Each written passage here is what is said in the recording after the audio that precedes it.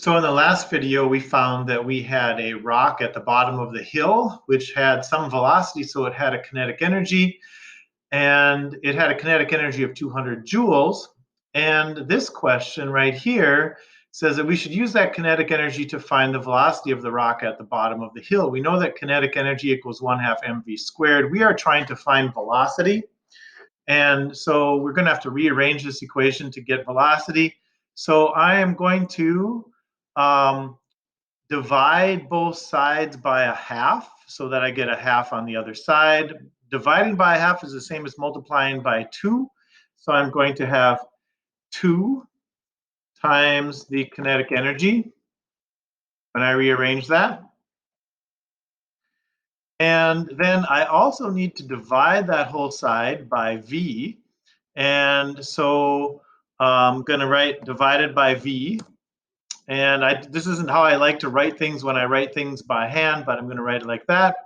And then that will equal v squared. And so there's my v squared. And I'm going to make that as an exponent. All right, so 2 times the kinetic energy. I'm sorry, I need to divide by mass, not by v. And so 2 times the kinetic energy divided by the mass will get v squared all by itself if I do my algebra. All right, so I can substitute in now. I'm going to rewrite that. And so it's going to be 2 times 200 joules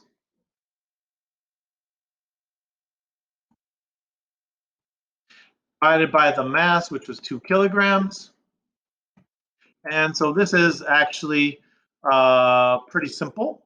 2 times 2 is 4. 2 times 200 is 400. Divided by 2 is 200 again. And so that equals 200. All right. And so 200 joules times kilograms is what that actually, or 200 joules divided by kilograms. And I am going to go ahead and take the square root of that because that actually equals v squared. All right, because this equaled v squared.